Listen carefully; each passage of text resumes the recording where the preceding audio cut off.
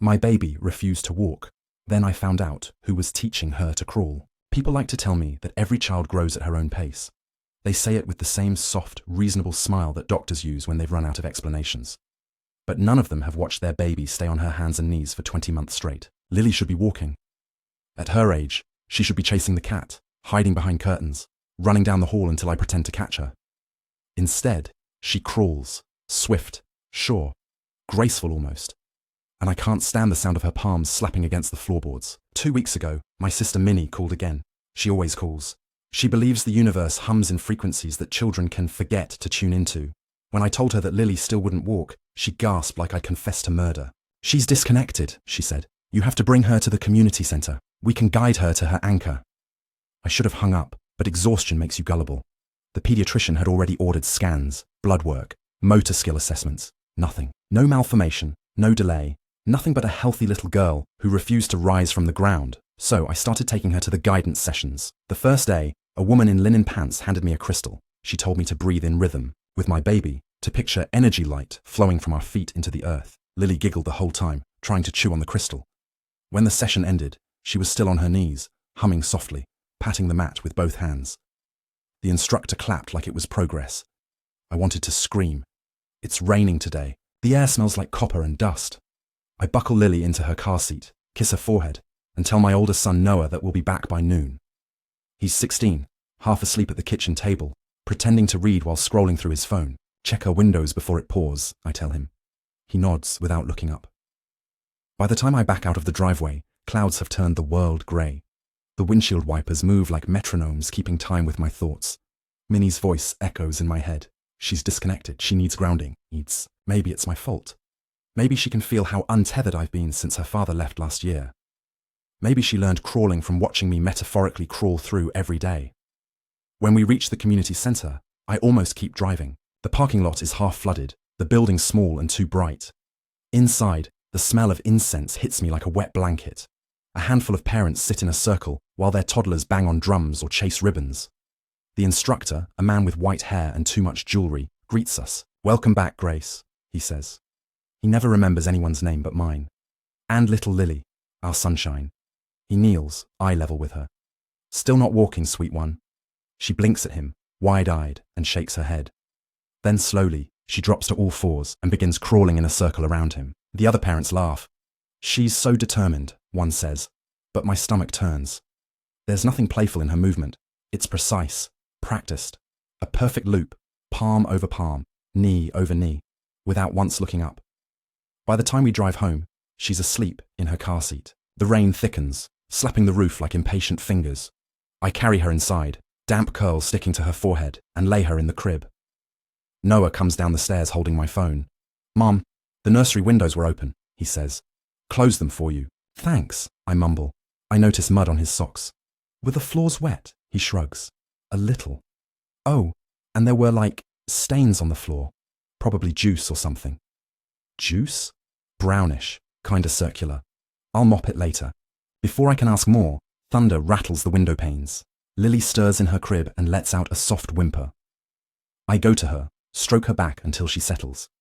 When I glance at Noah again, he's already gone, earbuds in, lost in whatever world 16-year-olds retreat to. I stare at the nursery floor. From where I stand, the rug hides most of it. But at the edges, something dark seeps through the weave. That night, I dream of circles. Red ones painted on pale wood. The lines dragging endlessly around and around like someone learning to write a letter they can't spell. In the center of each circle is my daughter, crawling. When she looks up, her eyes are not hers. They're hollow, filled with water that reflects nothing. I wake with the taste of iron in my mouth. Morning. The rain has stopped, but the house feels swollen, like the walls absorbed it. Lily's giggles come from the living room. She's on the rug, waving her favorite doll, a cloth princess with yellow yarn hair. Noah sits nearby, pretending to study, though his eyes flick toward her every few seconds. "Morning, baby," I say, kneeling. She beams. "Mama." She sets the doll on the rug, face down, and pushes it forward on its little stitched hands. 1, 2, 3. "Good," she whispers. Noah laughs softly. "Why is she crawling the doll like that?" Before I can answer, Lily looks up, her expression suddenly fierce. "No, like me," she says. Voice sharp for someone so small. The words sting more than they should. I reach out, lift the doll, make it stand. She can walk, sweetie. See, like this. I move the doll's feet. Step, step. Lily's face twists. Her lower lip trembles. Then she screams, raw, furious. No! Crawl! Crawl! The sound rips through the house. Noah flinches. I scoop her up, murmuring nonsense, rocking her until her sobs shrink to hiccups. When she finally calms, I notice smudges on her knees, dark reddish stains that don't quite look like dirt. That evening, after Lily falls asleep, I go back to the nursery with a bucket and rag. The stains are worse than I remembered. They form a ring around the crib, thin in some places, thick in others, as if something had been dragged in endless repetition. I scrub until my arms ache, but the marks don't fade. When I stand, dizzy from the smell of bleach, I see something scratched into the baseboard near the window. Tiny marks. Not words, just lines. Short, deliberate grooves, forming another circle. A sudden gust rattles the pane. I almost drop the rag. Outside, the rain starts again, hammering the glass in steady rhythm. 1, 2, 3. The words slip out of my mouth without meaning to, and I freeze. That's what Lily says, always in threes. I back away from the wall, my pulse pounding. Later, as I'm folding laundry, Noah knocks on the door. He looks pale. Mom, I heard her talking. Who? Lily. In her room. She was whispering, like 2 people whispering. It's probably the baby monitor feedback. He shakes his head. No monitor. You turned it off after the static thing last week. He's right. I had. We go upstairs together. The hallway feels stretched, the air thick. The nursery door is ajar. Inside, moonlight spills through the curtains, silvering everything. Lily is asleep, or pretending. Her little body lies curled on the mattress, hands tucked under her chin. I listen. Nothing. Then, from somewhere near the crib, a sound, soft, wet, rhythmic, like a hand dragging across the floor. Noah grips my arm. Mum, I whisper. Go to your room. He hesitates. I whisper again, sharper. Now. When he's gone, I kneel by the crib and peer under it. The darkness there feels alive, a pulse under the wood. Something shifts, just slightly, like fabric brushing against the floor. I can't see it, but I know it's there, and I know it's watching me. Lily wakes at dawn as if nothing happened. She crawls across the rug, humming to herself. I try to smile back, but I can't stop staring at her knees. The stains are darker now. I wash her clothes in boiling water.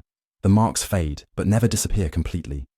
The doctor will say I'm tired, overreacting, seeing patterns where there are none. But he won't see the perfect circle burned faintly into the nursery floor. He won't hear my daughter counting softly in her sleep.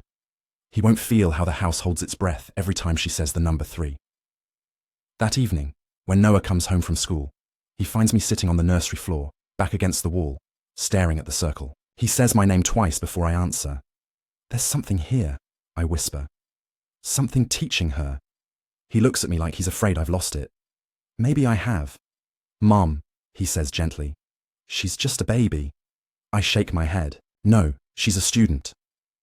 That night, when I finally close my eyes, I dream of crawling. Not of Lily, but of something else. Long hair dragging across the floor, fingers stretched thin, moving without sound. It circles the crib once, twice, 3 times. Then it stops and lifts its head. It has no eyes, only the dark hollows where eyes should be. And when it opens its mouth, my daughter's voice comes out. 1, 2, 3.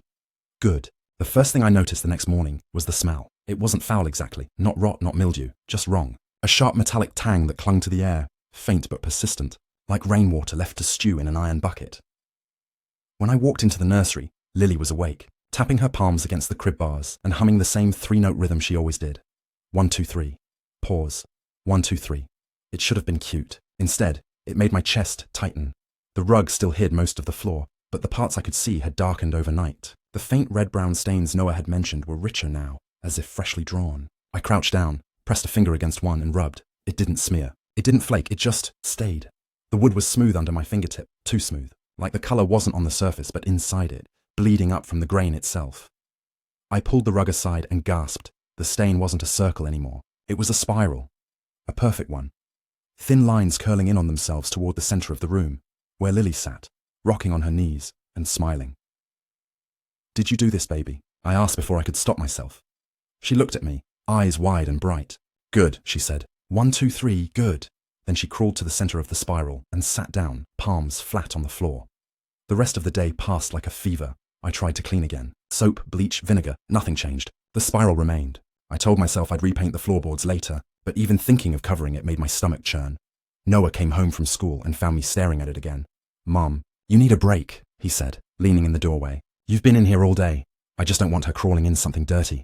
It's not dirt. I looked up sharply. What do you mean? He hesitated. I went in last night. After you went to bed. You what? He ran a hand through his hair. I couldn't sleep. I heard her again, talking. So I looked, and he swallowed. The floor was clean then. I swear. But she wasn't alone. I went cold. Who was with her? I don't know. His voice dropped. I saw something move behind her, on the floor. But when I turned the light on, nothing. Just her. I wanted to tell him he was dreaming. I wanted to tell myself that. But I couldn't. Because I had seen the movement too. Felt it. That evening, I put Lily to bed early. I told Noah to stay downstairs and lock the nursery door from the inside. If something was coming, I was going to see it.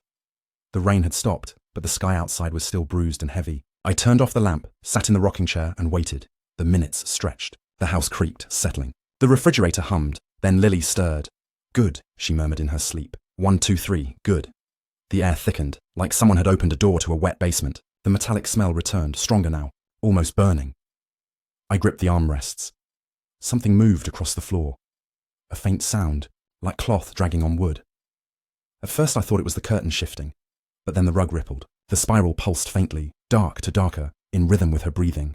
And then I saw it. A shape, low and fluid, slipping just beyond the reach of light. It crawled, slow, deliberate, circling the crib.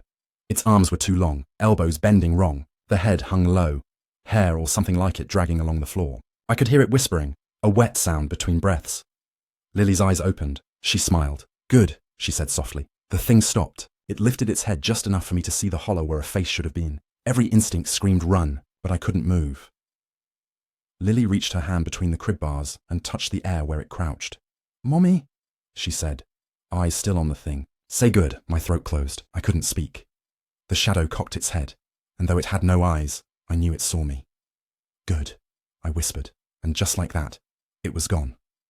The air lightened. The smell faded. Lily giggled once, rolled onto her side, and fell asleep. I sat there until sunrise, too afraid to breathe. The next morning, the spiral was bigger. It had reached the walls. I called the pediatrician again, begged for another appointment. He told me that motor delays were common, that stress could manifest physically, that I needed rest. When I told him about the stains, he went quiet. Then cautiously, maybe you should consider talking to someone, Grace. I am talking to someone, I snapped. You, he sighed. You know what I mean. I hung up. That afternoon, I drove to Aunt Minnie's. She lived in an old farmhouse half an hour away, the kind of place that smelled like herbs and candle wax. She greeted me in a flowing purple shawl and too bright smile. Grace, she said, taking my hands. You look drained. I need help. She blinked, surprised. With Lily. With whatever's happening to her. We sat at her kitchen table while she lit another candle. The flame made her eyes gleam.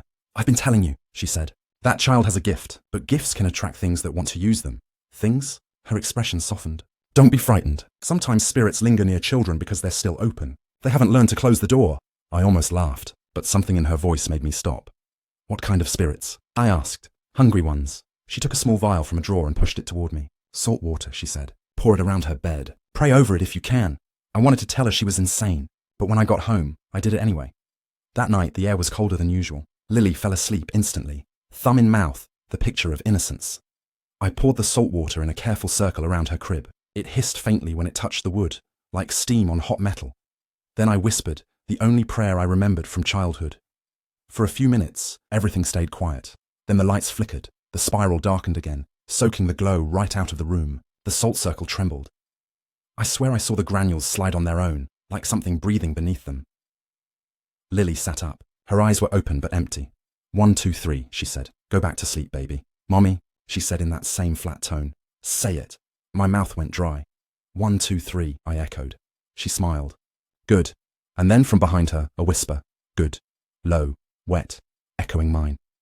The candle on her dresser blew out. The room plunged into black. Something crawled across the floor toward me fast. I grabbed Lily out of the crib and stumbled back, nearly tripping over the rug. My hand brushed the salt, scattering it. The sound stopped instantly.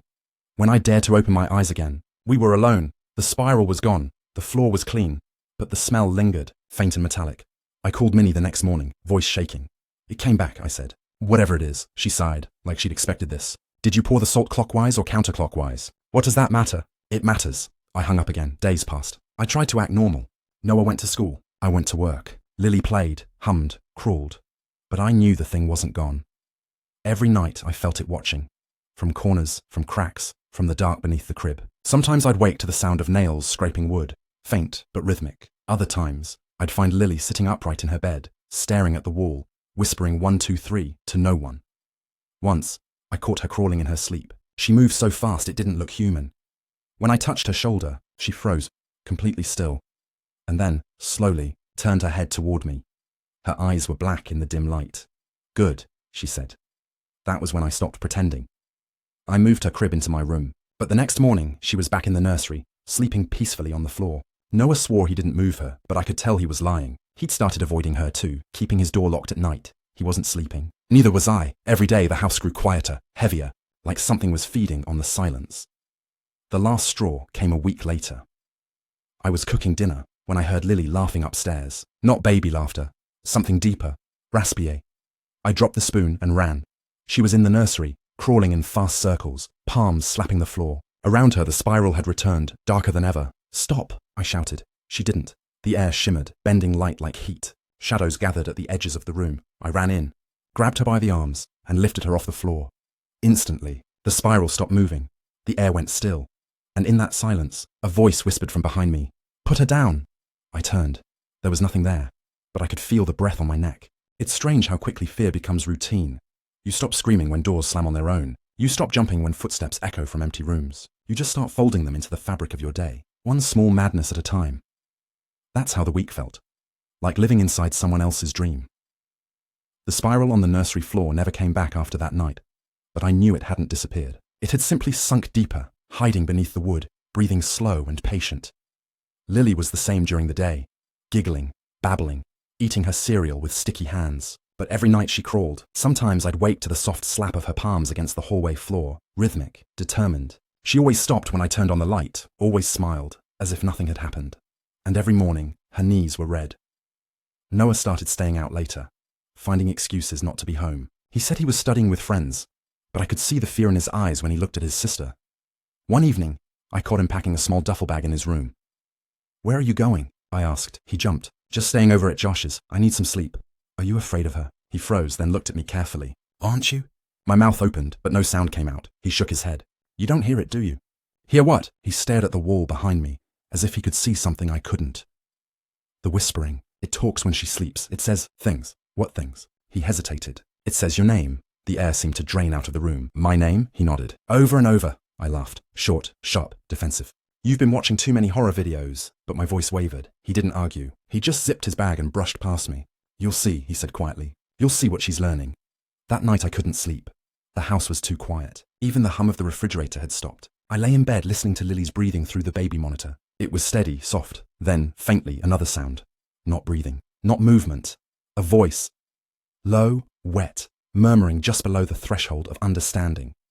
At first, I thought it was the monitor picking up interference. But when I muted it, the whisper didn't stop. It was coming from the hallway. I sat up, heart pounding. "Hello?" No answer. I got out of bed, every step heavy with dread, and opened my door. The hallway stretched long and dark. At the far end, the nursery door was slightly ajar. A thin line of pale light spilled through. The whispering was louder now. "Grace." It was my name. Grace. The sound came in waves, like a tide pulling words from the air. I wanted to turn back, but a mother's fear is stronger than any instinct to run. I pushed the door open. Lily was asleep on the floor again, one tiny hand clutching her doll. The light came from her nightlamp, flickering faintly. The air shimmered, heavy with the metallic scent that had become so familiar. I followed the whisper. It seemed to come from behind the crib, near the wall where the spiral had once been. "Grace." I crouched down, pressed my ear to the wood. The voice was clearer now, almost gentle. "She needs you." My heart stuttered. "Who?" I whispered. "The one beneath. She's lonely." Cold prickled up my spine. I stumbled back, hitting the dresser. The nightlight flickered violently, then died. The room plunged into darkness, and from that darkness came the sound of crawling, soft, deliberate, moving toward me. I backed away until my shoulders hit the door. My shaking hand fumbled for the switch, but before I could find it, something cold brushed my ankle.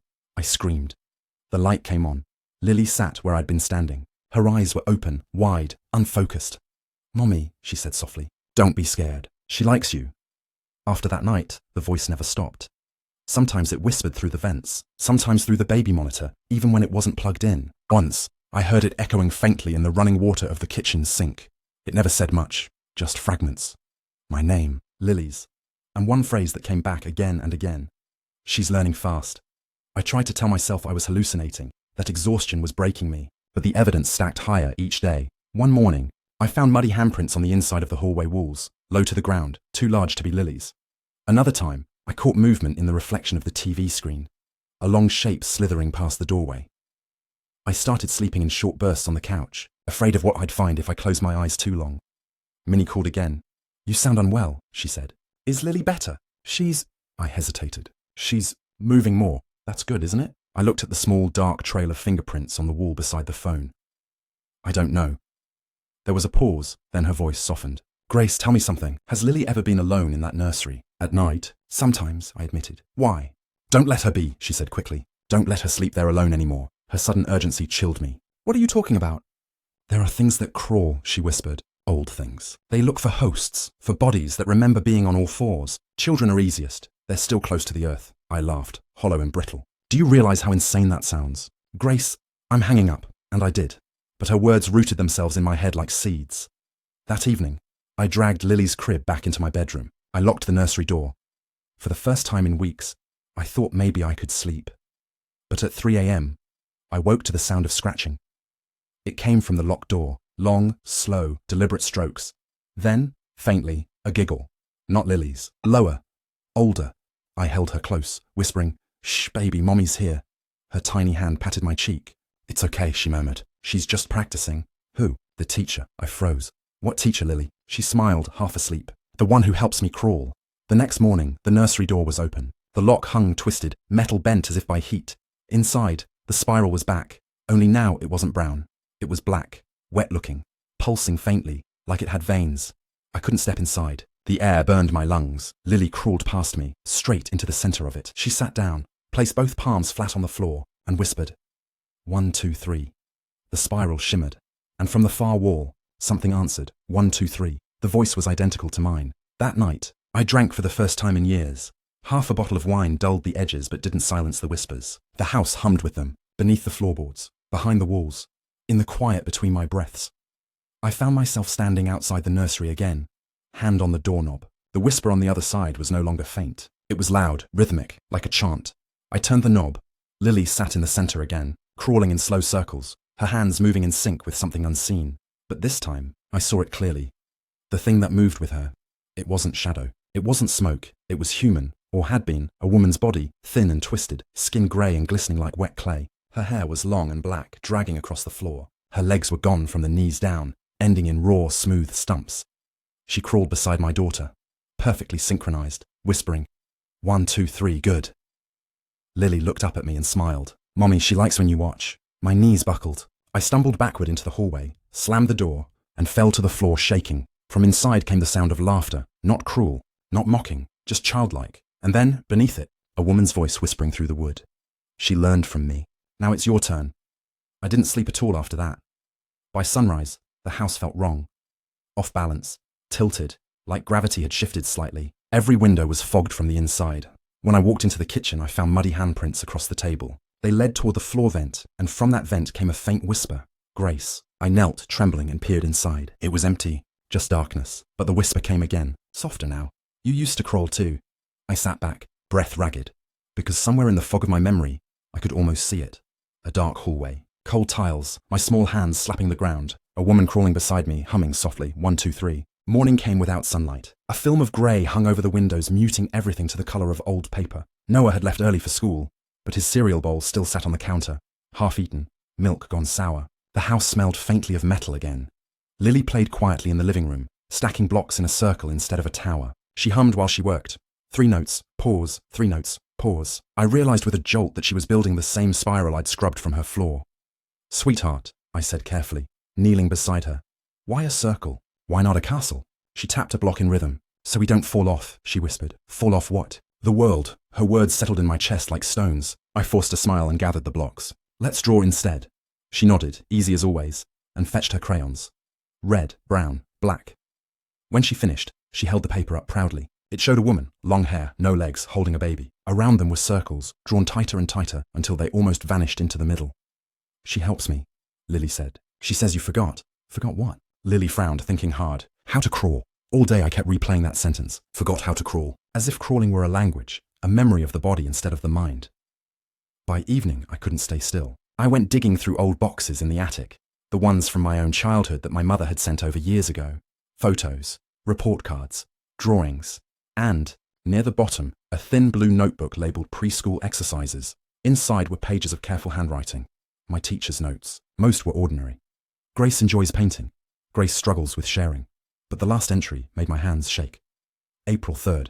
Grace still refuses to walk during playtime. Insists on crawling, even outdoors. When corrected, becomes frightened and hides under furniture. Said someone told her to stay low. Asked if her mother says this at home. She nodded. I read the line again and again until the words blurred. I had no memory of it. None. But deep inside something stirred. A flash of cool tile against my palms. A woman humming behind me. The smell of rain and iron. I dropped the notebook. That night I couldn't bring myself to lock Lily's room. Instead I sat outside her door with the baby monitor on my lap. Every light in the hallway blazing. For hours. Nothing happened. Then, close to midnight, a soft knock from inside. 3 times, 1, 2, 3, who is it? I whispered, before realizing how absurd the question was. A pause. Then, in a voice that wasn't quite my daughter's and not quite my own, came the answer. Lesson time. The doorknob turned slowly. I didn't open it. Instead I said, you don't belong here. The voice behind the door chuckled. Quiet, almost kind. Still pretending you didn't invite me. You called every night you wept on these floors. I only answered. My pulse hammered. You're not real. The laughter stopped. Neither are memories when you bury them deep enough. Something thumped softly against the door, then retreated. Silence. I didn't move until morning. When the sun finally rose, I found Lily asleep on the couch downstairs. She must have crawled there in the night. Her little hands were coated in dust. Did you have a bad dream? I asked. She yawned. Teacher said we're almost finished. Finished with what? She said soon you'll remember. I decided to end it. I couldn't keep waiting for the next whisper, the next circle, the next hint of something older than nightmares. If this thing lived in memories, then I'd drag those memories into the light. I called my mother. She sounded startled to hear my voice. Grace, it's been ages. Mom, I said, when I was little, did I ever refuse to walk? A pause, long enough to stretch across years. Then, you remember that? Barely. Tell me, her sigh came heavy. You were 3. You fell down the cellar stairs while I was hanging laundry. No broken bones, but you hit your head. After that, you wouldn't stand. The doctors said trauma, not physical injury. You crawled for months. You'd whisper about a lady who showed you how to stay safe close to the ground. I pressed the phone tighter. Did she have a name? You never said. But you drew her, again and again. Long hair, no feet, always smiling. The room tilted. My mother's voice softened. I painted the cellar that summer, covered the stains. I thought if I brightened the place, you'd forget. I did forget, I whispered. Yes, she said. Maybe you shouldn't have. That evening, I went down to the basement. The air was damp, smelling of earth and old paint. The light bulb flickered, weak and yellow.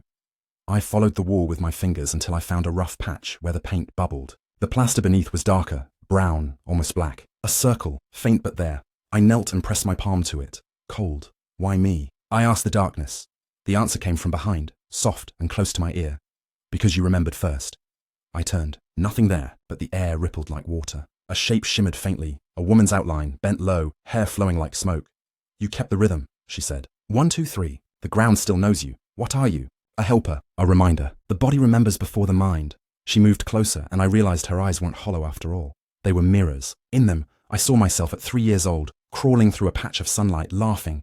I don't need you anymore, I said. Don't you? Her voice was gentle, coaxing. Your little one is learning what you forgot. How to stay safe. How to move when the world tilts. She doesn't need you either. The smile in those mirror eyes flickered. She called me first. Children always do. But if you want me gone, the walls creaked. Then finished the lesson. I don't remember deciding to crawl, but suddenly my palms were on the cold floor. Each movement sent pain through my knees. But something deeper, something ancient, guided me. Left hand, right knee, right hand, left knee. 1, 2, 3. The air shimmered brighter with every motion, the circle on the wall pulsing. The shape beside me kept pace, whispering. Good. For a moment it felt right, almost peaceful, the ground solid beneath me, the rhythm steady, the ache fading into something like calm. Then Lily's voice echoed from upstairs. Mama! The figure stopped. Her smile vanished. She can't see you finish, she hissed. I pushed myself up, trembling, and back toward the stairs. No more lessons. The thing didn't follow. It only whispered, softer now. You'll crawl again, Grace. Everyone does in the end. Upstairs, Lily waited by the basement door, still in her pajamas, eyes wide. You were with her, she said simply. I was saying goodbye. Lily tilted her head. She said, you'll forget. Not this time, I whispered, and hugged her so tightly she squealed. Behind us, the basement door eased shut on its own. The lock clicked once, then fell silent. For the next few nights, the house stayed quiet. No whispers, no stains, no spirals. Lily began pulling herself upright on furniture, laughing at her own wobbling balance. The first time she took 2 uncertain steps toward me, I burst into tears. 1, 2, 3, she said proudly, as if counting them. Good, I whispered back, my voice shaking. She grinned. Good, Mama. And for the first time, the words didn't frighten me. 3 weeks passed. The air in the house felt lighter, as though the walls themselves were exhaling. The smell, that iron tang, was gone. Even Noah had started coming home before dark again, pretending that none of it ever happened. And Lily, my brave, impossible Lily, was walking. The first step had been accidental. A wobbling reach between the coffee table and the couch. Then another. Her laughter filled the room like sunlight through dirty glass, cutting through every shadow that had lingered here. I didn't realize I was crying until she ran into my arms. Mama, good, I whispered, kissing her hair. So good. We celebrated that night with takeout and ice cream, even though she mostly smeared the chocolate across her face. When I tucked her into bed, she was still smiling. But later, as I turned out the light, she said something that made my heart stall. She said, you walk pretty now. I froze. Who said that, baby? The teacher. Her eyes were already drooping, her voice drowsy. She was under the bed. My throat went dry, but I forced a calm smile. You must have been dreaming, Lily yawned. Maybe. She said she's proud. Then she was asleep. The next morning, the house was bright with sunlight. The nursery looked ordinary again. Toys, books, blocks. I even caught myself humming while making coffee. The kind of mindless tune that belongs to people who believe they're safe. Noah came down the stairs, backpack slung over one shoulder. She slept all night, he said, almost amazed. I know. You okay, Mom? Yeah, I said, for the first time in a while. He nodded slowly. It feels different. It is different, but deep down I wasn't sure. That afternoon, I decided to clean the basement. The memory of what I'd seen down there, or what I thought I'd seen, had been haunting me, half dream, half warning. If I was ever going to move forward, I had to face it in daylight. The door creaked as I opened it. The air that rose from below was cool and dry now. No trace of the dampness that had choked it before. Each step down groaned beneath my weight. Dust motes swirled in the sunlight cutting through the small window. The wall where the circle had been was smooth, clean, freshly painted, though I hadn't touched it. At the bottom, a single toy sat on the concrete floor. Lily's princess doll. I bent to pick it up. The yarn hair brushed my fingers, rough and soft at once. Thank you, I said quietly, though I didn't know who I was speaking to. Then I turned and left, closing the door behind me. That night, the dreams returned. I was back in the hallway of my childhood home, crawling. My mother's voice echoed somewhere far away, calling my name, and beside me, the woman, the thing, moved in silence. But this time, she wasn't teaching. She was watching. Her head tilted, and for the first time, she spoke without whispering. You remember now? Yes. Then you know why I came. I looked down at my hands, small, childlike again. Then up at her face. Because I asked you to, she smiled. And she did too, my stomach twisted. Lily? The woman nodded slowly. You called me when you fell down those stairs. She called me when you cried in your sleep. Fear is a bridge, Grace. You built it for me twice. I wanted to scream, but my voice felt distant. What do you want? She reached out a long, trembling hand. To leave. Her eyes flickered. 2 dark mirrors that no longer reflected me but her. She looked tired. I can't go unless someone remembers, she said. Forget me, and I return to the dark. Remember me, and I fade with you. I don't understand. You will. She touched my forehead. A flash. The cellar stairs, my small body on the cold tile, blood and dust mixing. A hand reaching for me. Her hand. Then the image shifted. Lily asleep on her floor, the same hand hovering above her back. I caught you both, the thing said. But you only fall once. The dream dissolved into light. I woke with a start. The room was still dark, but my skin felt warm, as if sunlight had brushed it. Beside me, Lily stirred in her crib. Mama? I'm here, baby. Is she gone? I hesitated. I think so. She said she's home. My chest tightened. Home where? Lily thought for a moment, eyes heavy. Under the sky. And she drifted back to sleep. Days turned into weeks. Lily started running now, full of energy, her laughter echoing through the house. Sometimes she'd pause mid-play, crouch low, press her palms flat to the floor, and smile at nothing. I'd ask her what she was doing, and she'd just saying thank you. The words stopped frightening me. No one ever mentioned the whispers again. He began inviting friends over, the sound of teenage life filling the silence that had ruled this house for so long. And me. I found myself walking barefoot through rooms I'd once avoided, feeling the boards creak under my heels, breathing air that no longer stung of iron. At night, when everything was still, I'd sometimes hear a faint rhythm from Lily's room, not crawling, just soft tapping. 1, 2, 3. But it wasn't a command anymore. It was a song. Spring came early that year. One morning, I opened the windows and let the wind move through every room. Downstairs, Lily was colouring at the table. When I glanced at her paper, I froze. She'd drawn the teacher again. Same long hair, same soft smile. But this time she wasn't crawling. She was standing. She walks now, Lily said matter-of-factly. Who does? The teacher. She said you helped. Something loosened inside me. Fear giving way to something I hadn't felt in months. Peace, maybe. I hung the drawing on the refrigerator. For the first time, the eyes of that strange woman didn't feel hollow. They felt tired, gentle, free. That night I dreamed again. Not of darkness this time, of sky, blue stretching endlessly, clouds like paper. And beneath it, someone walking barefoot through tall grass. Her long hair shimmered, lifted by the wind. She turned, and for a heartbeat I saw her face clearly. She looked like me. She smiled, nodded once, and vanished into the light. When I woke, the house was glowing with morning sun. Lily was at the doorway, holding her doll. She's gone, Mama, she said softly. She said thank you. I pulled her close. Thank you for what? For remembering. She placed a hand on my cheek. You can walk now. I laughed, though tears blurred my vision. Yes, I can walk. Then she said it. The words that ended everything. Good. And it didn't sound like an echo anymore. It sounded like a blessing. We moved to a new house that summer. Smaller, brighter, with no basement. Lily started preschool. Her teachers call her curious, bold, unstoppable. She runs everywhere, tripping and giggling, leaving little shoe prints across the world. Sometimes, when she thinks no one's watching, she still presses her palms to the floor before she runs, as if checking that it's steady beneath her. And sometimes when I do laundry, I find tiny circles traced in dust where she's been playing. I don't clean them anymore, because I've learned what they mean. They're not invitations. They're reminders. We crawl before we walk. We fall before we stand. And sometimes, when the world forgets us, it takes something without feet to teach us how to rise again.